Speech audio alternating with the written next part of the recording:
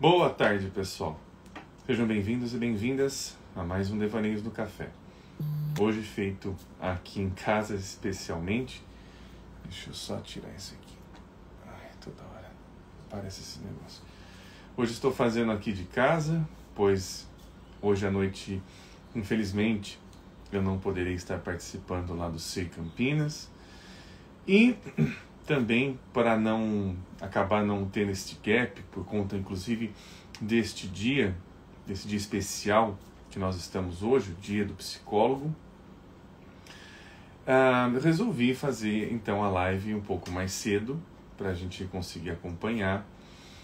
E hoje talvez eu não vá fazer assim, pegar os nomes para o sorteio, lembrando que inclusive este livro aqui, Os Livros Negros de C.G. Jung, A Descoberta da Alma, ele está para sorteio, tem uma unidade aqui para ser sorteada. Inclusive, na semana passada a gente pegou aí alguns nomes, mas hoje, essa semana, por conta de eu não estar num horário tão apropriado assim, talvez eu não pegue os nomes, mas vamos ver aí durante a live. Hoje a intenção é de fazer uma live um pouco curtinha, vamos ver. Deixa eu ver. Paula, boa tarde, Paula, seja bem-vinda, eu vou ganhar. A Paula está participando do sorteio. Esse livro aqui, Paula, ele é para quem quer conhecer a obra do Jung, inclusive, né, só fazendo um pequeno parênteses aqui na nossa Devaneios. Essa obra aqui, para quem quer conhecer os livros negros do Jung, tendo diversas perspectivas psicológicas que ele oferece, este livro aqui é um prato cheio, tá? Esse livro aqui ele é escrito por diversas pessoas assim, de altíssima qualidade, que inclusive foi fruto de mais de 4 anos e meio de estudos, de grupos de estudos, feito com nada mais, nada menos que uma das maiores referências da América Latina em psicologia analítica, que é o professor Walter Boechat. Aqui a Paula falando, parabéns a você, Rods, melhor psicólogo do mundo. Muito obrigado, Paulo. Agradeço aí muito o carinho. Agradeço muito esse reconhecimento aí de ter um tempinho aí de jornada de trabalho que vamos fazendo. Mas eu agradeço bastante esse reconhecimento, viu, Paulo? Fico até sem jeito, mas agradeço muito. E hoje, inclusive, tratando do nosso tema, né, pegando já o que a Paula está trazendo, hoje vamos fazer uma live, sim, uma live um pouco especial, não sei, a intenção não é fazer tanto 1 hora, eu quero fazer um drops, pegando inclusive para quem acompanha os Devaneios no Café, nós estamos fazendo os temas quase dei uma viradinha aqui, os temas das nossas lives agora, com temas mais atuais, mais contemporâneos. E hoje, acho que veio bem a calhar, cair numa quarta-feira, o dia do psicólogo, então não vi como possibilidade não estar fazendo hoje um encontro aí para falarmos sobre a profissão da psicologia. Porém, eu acho que começa por aí, tá? Eu vejo o seguinte, que muito ainda se tem de ideia de que o psicólogo ele é um profissional que, independente de onde ele esteja, ele vai ser um profissional que carrega consigo um olhar clínico, e não é bem assim. A psicologia do trânsito, a psicologia, até mesmo os profissionais que são qualificados para aplicação de testes psicológicos, a psicologia social, a psicologia educacional, a psicologia organizacional, todas essas vertentes da psicologia têm um olhar próprio. Sim, grande parte da psicologia tem-se um olhar embasado e que veio de um olhar clínico, uma grande parte. Mas a psicologia não se reduz apenas à clínica. Isso é um ponto. Então, ainda algumas estigmas em relação à figura do psicólogo como sendo aquele que, quando ele está em qualquer lugar que ele esteja, ele vai atuar ali como um psicólogo clínico, ou seja, terá um olhar analítico para que alguma coisa entre em contato consigo mesmo e tudo mais. Então, eu acho que começa por aí. As vertentes das profissões que a psicologia ali abarca, elas têm olhares distintos, elas têm psicologias. Então, esse é um ponto principal. Para que, inclusive, quando a gente for falar agora sobre o nosso tema específico de hoje, né, eu sou psicólogo clínico. Eu atuo como psicólogo clínico, é a minha grande parte. Então, eu não tenho nem a coragem de falar de outras vertentes que a psicologia ela proporciona, porque eu não tenho a prática. Eu não tenho o olhar que, por exemplo, a psicologia organizacional tem. Já trabalhei uma época nessa parte, ok e tal, mas não foi o que eu fui me aprofundando. Então começa por aí. Inclusive, todas essas vertentes da psicologia têm um trabalho memorável, importantíssimo, mas que a gente precisa entender que tipo de olhar que nós estamos tendo. Por isso mesmo que dentro, né, hoje comemorando aí o Dia do Psicólogo, inclusive, por que dia 27 de agosto? O que essa data tem em relação à psicologia para ser comemorado o Dia do Psicólogo? Para quem não sabe, dia 27 de agosto de 1964 foi outorgada a profissão de psicologia no Brasil como ciência e profissão. Isso, para quem faz psicologia, para quem está na faculdade, isso já é matéria batida, já. Isso não precisa falar muitas coisas. Mas, por que eu estou puxando esse ponto? Por conta de diversas coisas que a psicologia ela nos traz, ela nos fornece. Então, nós temos a psicanálise como sendo um olhar que nos faz psicólogos, principalmente clínicos, não só clínicos, né, mas, enfim, tem uma diversidade, até mesmo a psicanálise tem uma atuação muito forte dentro da psicologia forense, tem conhecimento disso. Mas o que é importante entender quais são as bases do pensamento psicológico. Inclusive, tem um livro, ele é bem interessante, eu acho que eu não sei se eu recomendei ele ainda em live, mas como eu estou aqui em casa eu consigo recomendar. Tem este livro aqui, para quem quiser... não é esse aqui não. É um outro menorzinho. Pera, deixa eu tirar esse, não vou pegar. Esse aqui achei. Ele é parecido. Este livro aqui é muito bom. Ai, bati aqui, peraí. Bota aqui. Aí. Este livro aqui que eu vou apresentar para vocês é um livro muito bom. É um livro curtinho. É um livro que, inclusive, eu li. Ele foi um livro que foi utilizado um semestre inteiro. Apesar de curto, ele é bem denso, ele é bem profundo. Ele tem um estudo muito bom que se chama Psicologia, uma Nova Introdução, de Luiz Cláudio Figueiredo e Pedro Luiz Ribeiro de Santi, que inclusive é um excelente psicanalista. Este livro aqui, editado pela editora da PUC São Paulo. Esses são duas grandes referências, inclusive, dentro da área da psicologia e da psicanálise, o Pedro de Santi e o Luiz Cláudio Figueiredo. E este livro tem uma coisa muito importante, tá, pessoal? Por isso que eu recomendo ele, tá? Para quem for querer estudar um pouco mais da história da psicologia, entender mais como é o embasamento psicológico. Pois ele vai colocar que nós temos psicologias. E para se entender que tipo de psicologia nós estamos nos referindo, nós também precisamos entender a matriz do pensamento psicológico. Se é uma matriz construtivista, se é uma matriz fenomenológica, existencialista, se é uma matriz, desenvolvimentista e por aí vai.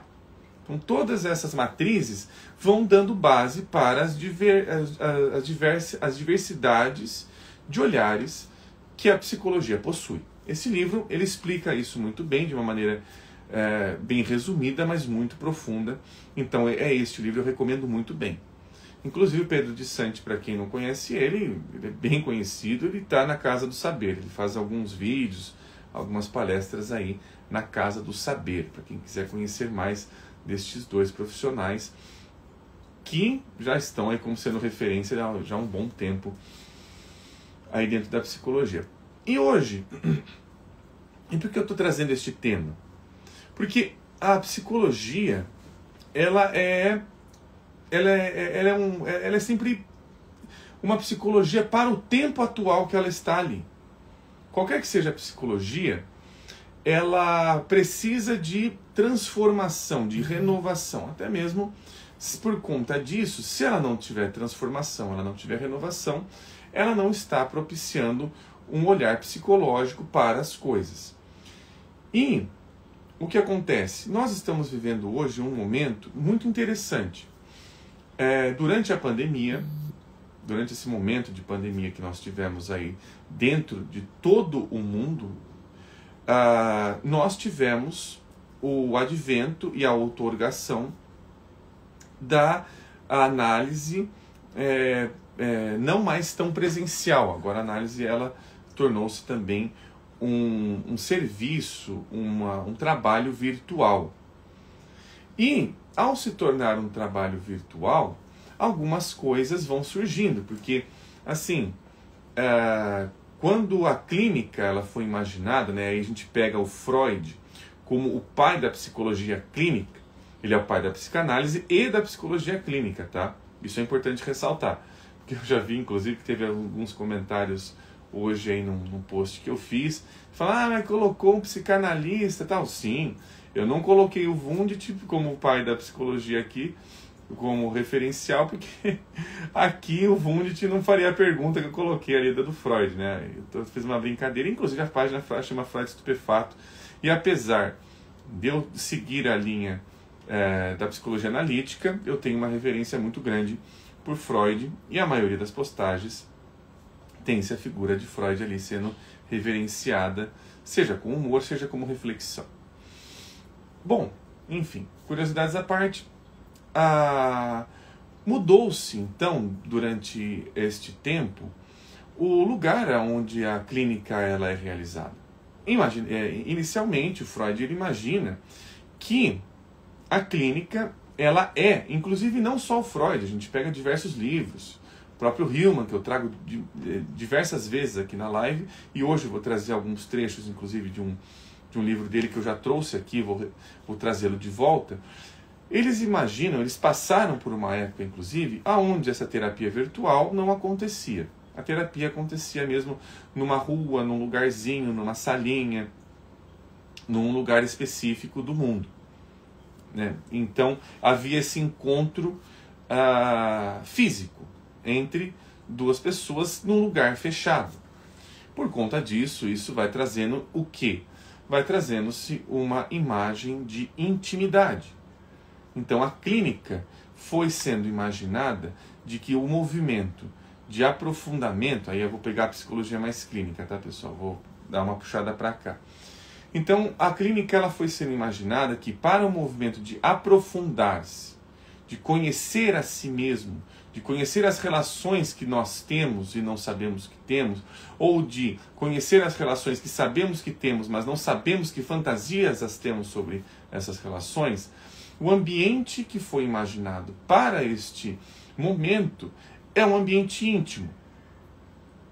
Então, todo este espaço transformado ali em uma metáfora traz uma necessidade de uma intimidade compartilhada. Ou seja, para que eu conheça a mim mesmo, eu preciso ter uma intimidade onde um outro receba intimamente o que eu esteja dizendo e coloque esta fantasia, ou esta ideia, ou esta imagem em outro lugar. Pois, a partir do momento em que aquele lugar de intimidade está, digamos assim, muito preso, o que se percebe é que não se está criando essa intimidade com mais nada. Então, a busca inicial por uma psicoterapia foi-se nesses ambientes fechados. O que muda todas as configurações, o que traz outros lugares quando a clínica ela vai, não só isso, tá? Mas eu coloco aí como um boom. Isso já tinha acontecido, já tinha movimento de fazer análise numa praça, de falar sobre suas histórias e por aí vai, não é sobre isso, mas que o boom de fazer análise não se limitou mais a um espaço físico fechado e nem mesmo único. Então a análise foi, digamos assim, sendo nômade. Né? E tem diversos relatos de pessoas que fizeram análise num banheiro, outras que fizeram análise numa garagem, outras que fizeram análise num canto da praça, outros que fizeram análise fazendo Cooper, ou tentou fazer, não sei como é que funcionou isso aí. Mas em diversos lugares que traz uma concepção de que a própria casa, aonde se constitui a clínica, o setting, é nômade. Temos hoje uma concepção nômade do espaço clínico. Isso é muito interessante, pois aí nós somos obrigados a reimaginar os espaços de análise que nós temos, inclusive sobre o mundo. Imagina que agora não temos só um lugar específico. Imagina que, por exemplo, a salinha do Freud, que está ali em Viena, né, virou o Museu do Freud, tudo mais, onde ele fazia e atendia os pacientes dele, não se limita mais a apenas um espaço físico, mas ela é aberta e ela vai entrando em diversos lugares, inclusive em lugares públicos. O que dá-lhe uma concepção de que nós precisamos reimaginar os nossos espaços de intimidade também. Então, até a possibilidade de, bom, é possível se fazer análise aqui? Eu não sei. Né? A gente até já comentou em uma das lives sobre a terapia por inteligência artificial. Então, uma das coisas não é que é certo e errado de fazer terapia por inteligência artificial, pois aí a gente estaria matando uma novidade e não olhando para ela. Ou seja, a gente para de olhar para ela e fala, não, isso não existe e tudo mais. A gente acaba excluindo um fenômeno que já existe, que já está presente, que já constitui a nossa maneira de se relacionar, e a gente fica inconsciente dele. E ele fica cada vez mais atuante. Então, a proposta é de imaginarmos que também que o espaço clínico mudou. O espaço para se fazer psicologia mudou. Mudou muito. E aí a gente pega, eu vou trazer aqui também para a gente imaginar isso, sobre, então, o que é uma análise. Então, para que a gente comece a imaginar que a análise, ela não depende de um espaço físico para acontecer. Claro, isso eu não vou excluir. Que é importante, sim, e que talvez existam lugares que facilitem melhor o análise. Mas esses lugares não são apenas delimitados, não são apenas circunscritos por uma característica apenas física ou material. Tem pessoas que falam que fazem muito melhor análise, sei lá, numa rede vendo o mar ali perto dela, num lugar aberto. Não sei. Os espaços foram quebrados. Os espaços físicos já não são mais os mesmos para isso que nós chamamos de terapon, de terapia. Então, tem uma aqui para a gente começar a reimaginar a psicologia e até o movimento analítico. Eu vou trazer um livro velho conhecido aqui das nossas lives. Trago aqui um ponto muito interessante aqui que o Hillman traz. E este livro aqui, inclusive, dentre todos os livros que eu falo ali... Olha, pessoal, a gente poderia estar fazendo um movimento para falar para Vozes reeditar alguns livros aí. Um deles que eu falo é Psicologia Alquímica, que a gente está fazendo estudos aí durante os domingos. Mas tem outro, que é esse que eu estou segurando na mão, que eu acho ele fundamental. Ele é uma aula de psicologia que a gente pode ler e reler, que vai encontrar coisas fantásticas, diferentes, novas o tempo todo. E é um livro que infelizmente ele está esgotado, e até, deixa eu ver, eu acho que até tem o valor que eu comprei na época. Na época que eu comprei esse livro, ele estava R$400.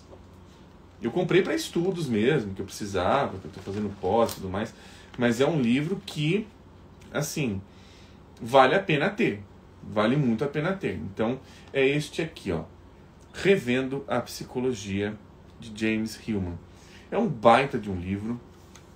Ele traz assim, umas concepções fantásticas em relação a tornarmos e termos um olhar psicológico para nós mesmos. E aí eu selecionei alguns trechinhos aqui para nós reimaginarmos a necessidade da psicologia e também do profissional psicólogo na nossa sociedade. Para tentar vermos assim, aonde esses olhares psicológicos estão, se eles estão apenas em uma pessoa ou se estão agora numa máquina, até como a gente já veio comentando aqui, em que lugar há alma. Vamos colocar também nesse sentido. Os lugares que há alma.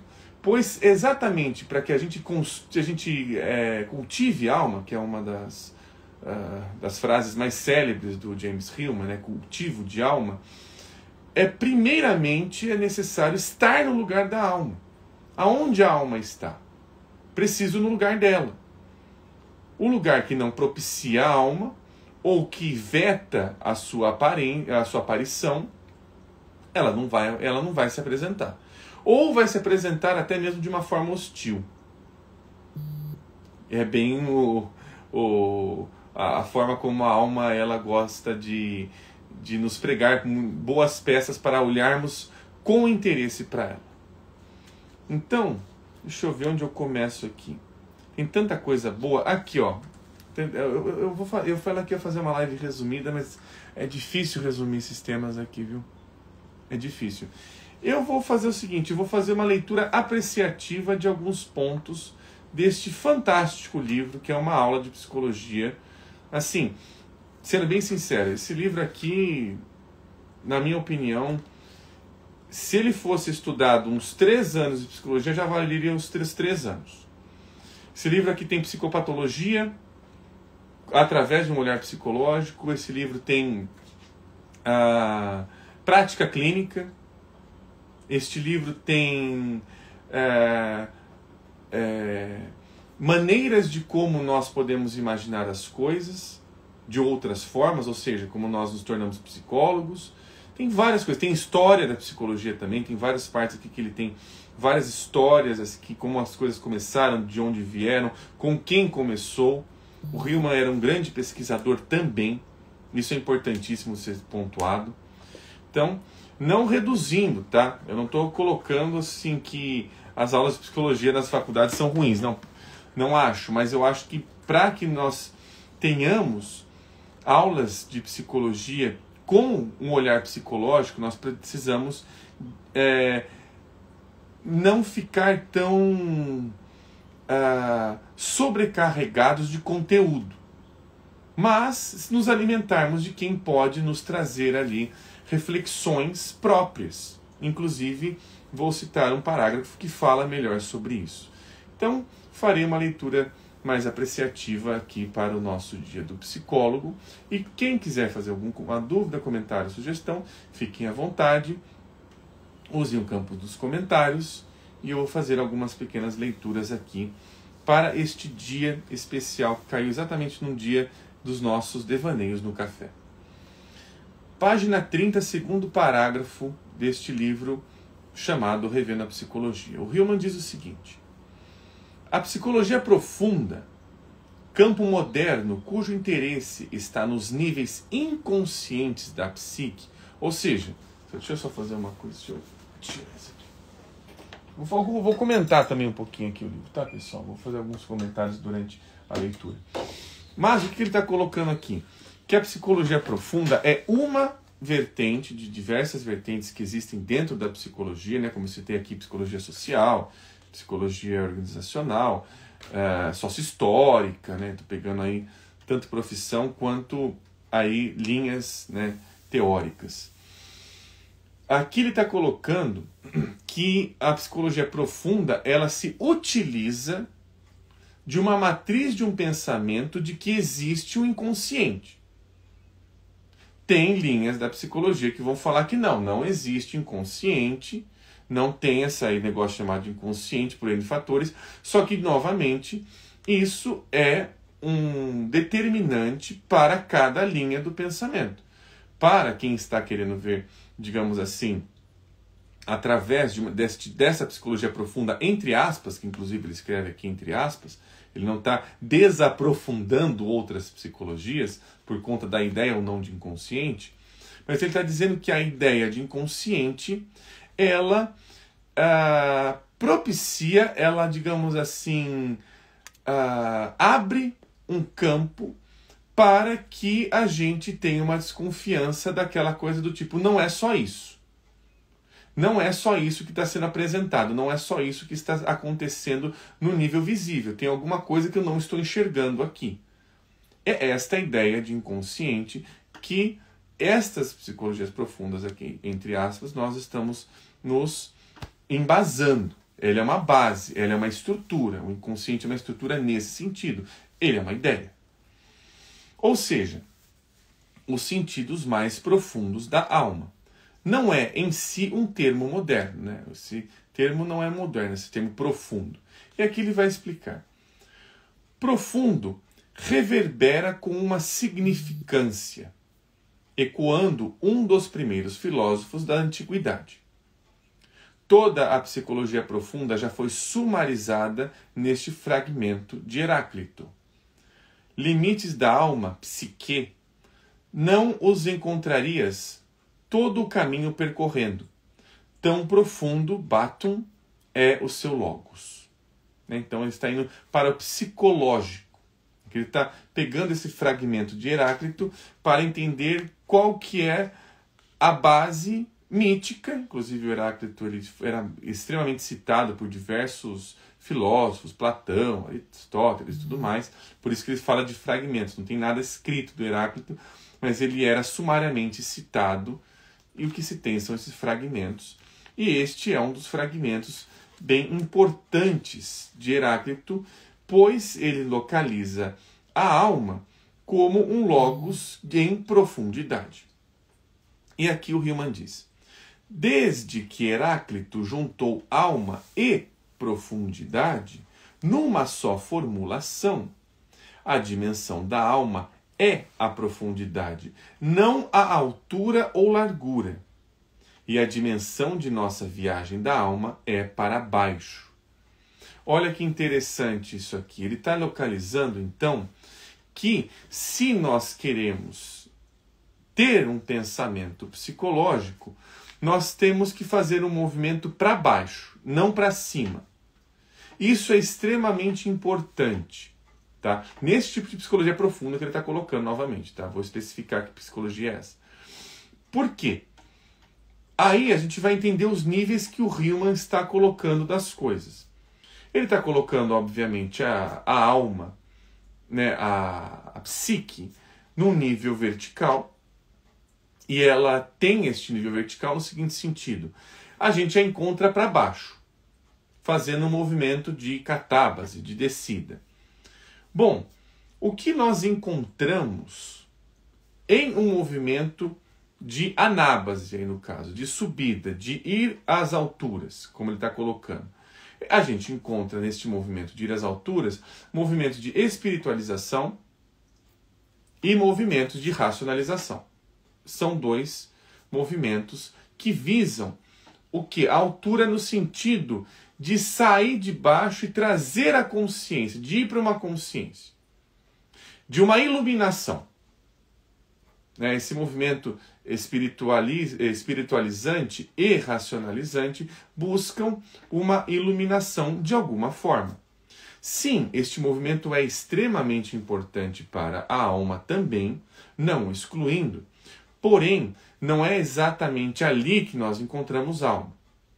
Então ele está nos referindo o seguinte: para nos aprofundarmos psicologicamente, precisamos ir para baixo. E o que é encontrado nos níveis inferiores?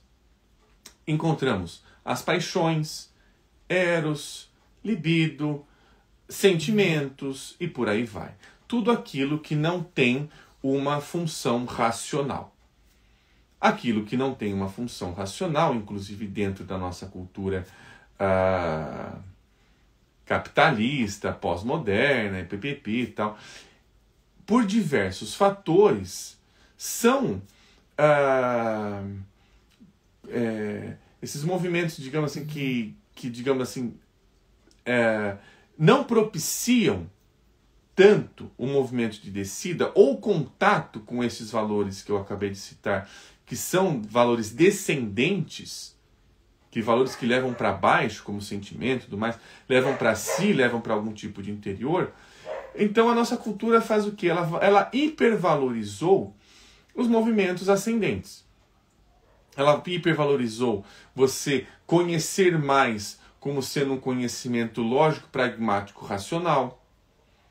Não interessa o conhecimento, não interessa tanto, pelo menos, o conhecimento que é adquirido em relação ao sentimento. Qual é o logos do sentimento, né? Qual que é a maneira dele imaginar as coisas. Então, o que foi acontecendo nós temos, por exemplo, essa coisa que eu já citei, inclusive, em várias lives. Nós temos um aumento exponencial de construções arquitetônicas que miram subidas. Não estou problematizando tanto isso, tanto é que a gente vê aí as cidades, o aumento do número populacional e tal. Mas imaginem só que coisa interessante. O que nós imaginamos para conseguir, digamos assim, uma moradia melhor, é uma moradia que esteja num ponto mais alto. Por exemplo, a gente faz prédios. E os prédios que são mais caros são os que são lá do topo, os duplex, triplex, que fica lá na pontinha do prédio. Nós não imaginamos que a gente pode fazer casa para baixo, escavando a terra. Aumentou a população, mas a gente não imaginou que a possibilidade de fazer uma casa para baixo, de fazer casas em níveis inferiores. A gente imaginou casas em nível superior. Nos níveis inferiores, inclusive, não mora ninguém nos prédios. Tem garagem. Ali é garagem, outras coisas. Você guarda umas coisinhas e tal. Mas isso é para, talvez, trazer... Aqui eu não estou... Estou tentando pegar a concepção de... muito pouco se valoriza o movimento de ir para baixo. Como se ali não tivesse nada de importante, como se ali não tivesse vida, como se ali não tivesse nada que possa me servir bem. Eu tenho que sair desse movimento de ir para baixo. Quando nós estamos, por exemplo, passando por um tipo de sentimento ou sofrimento que leva para baixo, uma depressão, por exemplo, a primeira coisa que se é pensada é como eu saio daqui. Não é imaginado como é que eu cheguei aqui. Aonde isso aqui está me levando? Que lugar é esse? A primeira coisa que se pensa é como eu saio daqui. E a sugestão que esses pensadores estão nos trazendo aqui, Freud, por exemplo, não preciso só citar o Riemann, Freud também é um deles, é de que se a gente está pensando dessa maneira, a gente está adoecendo. Mais ainda. A gente continua adoecendo a alma. Pois esse é o movimento dela. É o movimento dela em nós. E nós estamos adoecendo a nossa alma ao não imaginar que ela precisa deste movimento. Ela precisa por algum motivo dela. Mais dela do que meu. E ela acontece em mim. E aí, foi um pequeno comentário aí que eu fiz durante... Opa, tá quase lendo de ponta cabeça aqui. Então aí eu continuo aqui trazendo mais... Deixa eu ver quantos parágrafos aqui eu vou ler pra gente pegar aqui. Um, dois... Esse aqui eu vou pular porque ele vai passar pelo negócio de... Aqui...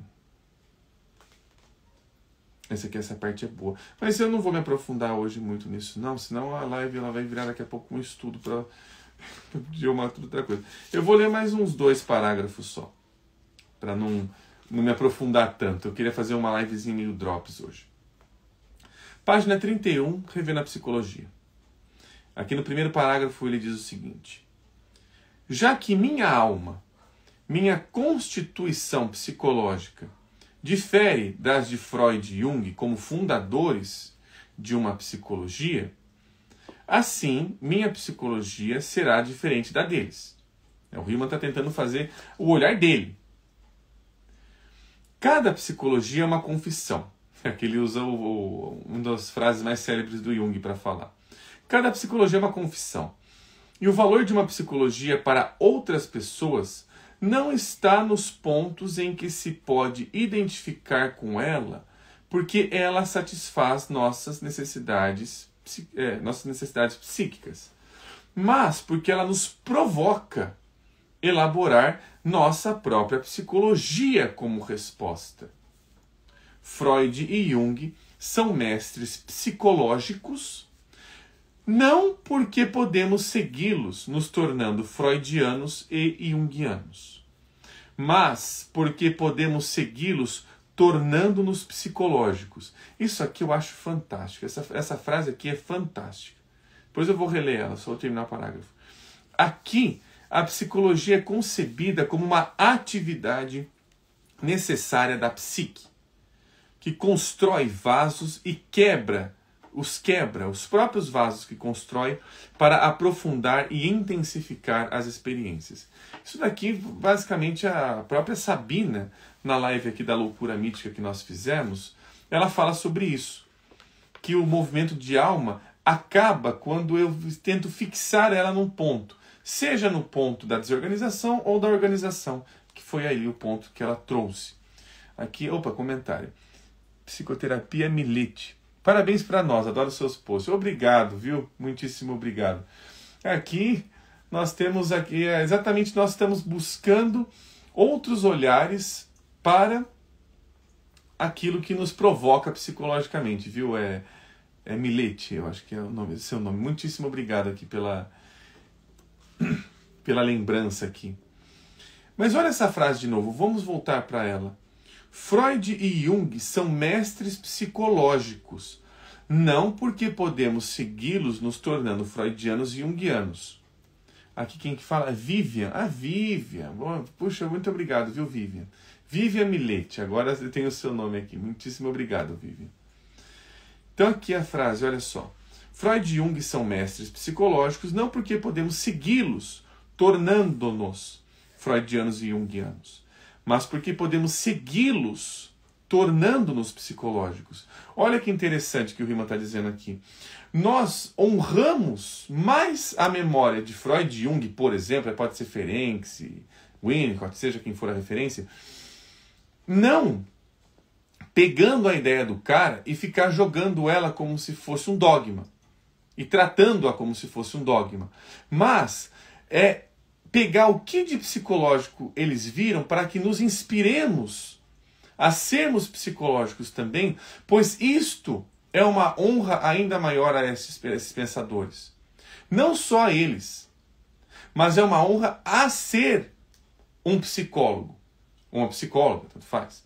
Mas a profissão da psicologia começa com o olhar, e não com o referencial de um mestre que eu tenho que segui-lo e tudo mais. Não, esses pessoas aqui, de Freud e Jung, são referenciais de inspiração, não de imitação. Se eles nos inspirarem, nós podemos nos tornar psicológicos, pois ali temos uma inspiração. Uma coisa, por exemplo, o cara fez um quadro X. Eu vou copiar o quadro? Se eu copiar o quadro, basicamente eu estou virando o cara. Eu não estou dizendo, poxa, esse quadro me inspirou. Eu quero me tornar também um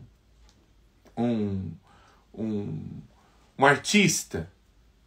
Um artista que copia o outro não é artista. A mesma coisa um psicólogo. Um psicólogo copia o outro não é psicólogo. Um psicólogo que utiliza-se de outros conhecimentos e simplesmente para reproduzi-los da maneira como eles foram feitos e simplesmente fica aplicando a mesma coisa que o cara colocou há, sei lá, 300 anos atrás, isso não tem nada de psicológico. Esse é o que o Riemann está trazendo aqui. Então por isso que eu faço esse programa Devaneios, por isso que eu busco aqui a gente ter essa troca, esse diálogo que nós estamos fazendo aqui, justamente porque aqui a gente não fica só lendo, a gente reflete juntos. Tem coisas que eu falo aqui que eu só falei no meio de uma live. Eu não pensei antes para falar, eu fui construindo o pensamento para chegar naquele momento de falar isso. E quantas vezes falei uma coisa que depois de um tempo eu revi essa coisa e falei, opa, não é bem assim. que exatamente é esse movimento de construir e desconstruir vasos que ele está colocando aqui. É este movimento que nos torna seres psicológicos. Independente da profissão, independente do que seja, independente do que faça, o que nos torna seres psicológicos é esse movimento de não estancamento em uma posição, em um autor, em uma ideia. Se nós estamos estancados em uma ideia, que eu sou assim mesmo, acabou o movimento psicológico.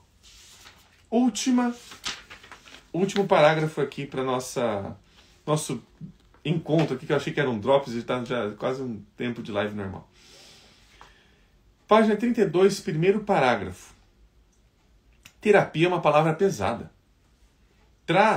Que traz à mente o sofrimento da doença e aquilo por que passamos para curá-la. Este livro leva a terapia exatamente para as peculiaridades sintomáticas de cada indivíduo, a conscientização de seus complexos e também através deles. Olha que interessante. Isso o Hillman escreveu, acho que na década de 70, né? Ele fez uma apresentação na década de 70 e ele já está fazendo o que nesse ponto? Ele está tirando a terapia de um lugar onde ela é um lugar estancado e está trazendo uma outra concepção de onde lugares, formas, jeitos, pontos no mundo aonde acontece este lugar chamado terapia ou análise, que ele vai se referir agora aqui. Terapia ou análise não é somente algo que os analistas fazem para os seus pacientes. Ou seja, ele quebra a clínica ali só num cantinho fechado no mundo, que não tem a ver com o mundo, inclusive, que é um problema muito grande para a psicologia clínica. É um processo que acontece intermitentemente em nossa busca individual por alma. Nossas tentativas de compreender nossas complexidades, os ataques críticos, prescrições e encorajamentos que damos a nós mesmos. Estamos todos em terapia o tempo todo, em todo lugar, na medida em que estivermos envolvidos com o cultivo da alma. A ideia aqui é a de que somos todos e cada um de nós um paciente psicológico. Também somos todos e cada um de nós um psicoterapeuta. A análise acontece na imaginação da alma e não apenas na clínica. Foi por isso que eu comecei com este tema hoje aqui. Esse tema tão importante aqui. De quebrar este espaço, de entender que a alma está acontecendo no mundo e não num lugarzinho. Por quê? Porque isso também colabora com o espaçozinho que eu estou tendo minha psicoterapia. Toda semana, com um profissional específico. Porque se eu entender que eu só estou fazendo psicoterapia uma vez por semana num lugar específico, e ali acabou, agora posso tirar férias até a semana que vem, não tem alma. Eu não estou fazendo alma ali. Então, a psicoterapia é como se a gente estivesse pegando, trazendo a nossa história para colocá-la dentro de um quadro, dentro de uma perspectiva, de uma narrativa, e olhar para ela de uma forma que, opa, deixa eu ficar com esta imagem aqui, pelo menos um tempinho com ela, para ver como é que ela reverbera nas coisas, no meu cotidiano, na minha relação com não sei quem, no meu trabalho, porque aí começa a alma a acontecer. Aí eu vejo que ela está acontecendo o tempo todo e que estou sendo imaginado por ela constantemente. E ele termina. E é esse sentido interno de terapia que peço que vocês mantenham em mente à medida que prosseguimos aqui neste livro. Então, isso aqui foi uma live um pouquinho menor para nos inspirarmos sobre este lugar ali e a importância do psicólogo e de um pensamento psicológico. A importância, hoje especificamente, eu vou trazer para a profissão que eu tenho, que é a psicologia clínica aqui, que ela não termina só na clínica, ela não começa e termina só na clínica.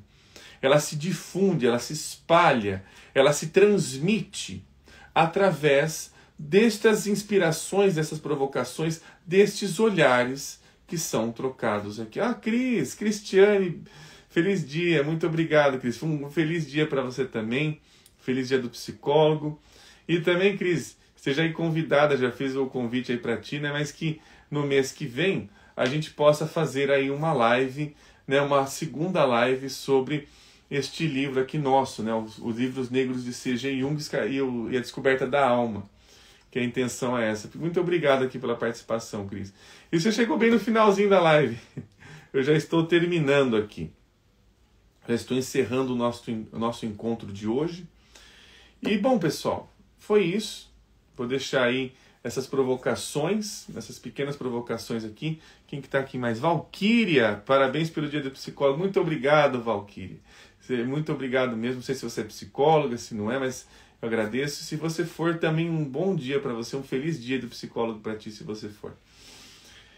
E bom, pessoal, foi isso a nossa live de hoje. Foi uma live mais... Estou no 6º período de psicologia, então logo, logo é feliz dia do psicólogo para você também. Quase já pode se chamar aí de psicólogo. Está quase chegando o momento. E bom, eu faço novamente as recomendações dos livros que eu vou mostrar que eu utilizei hoje. Esse livro eu não li. Tá, eu não li para vocês aqui, né, nesse sentido, mas eu já li ele umas 3 vezes já. Até para fazer prova, precisei fazer. Mas, novamente, quem quiser entender as matrizes do pensamento psicológico é importante, é necessário, porque cada uma delas tem as suas diferenças de vertentes.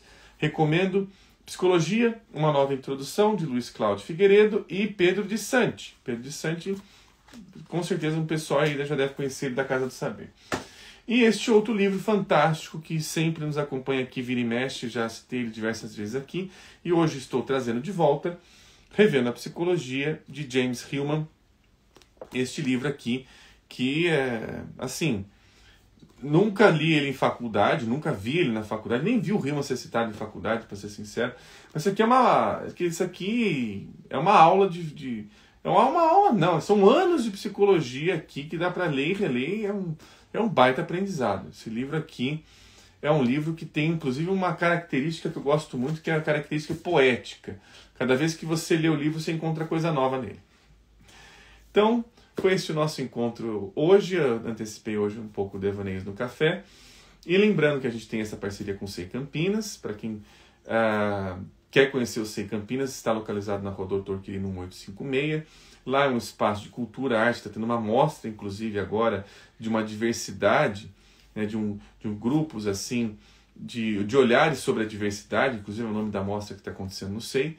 E lá tem ali uma exposição fotográfica, audiovisual, com diversos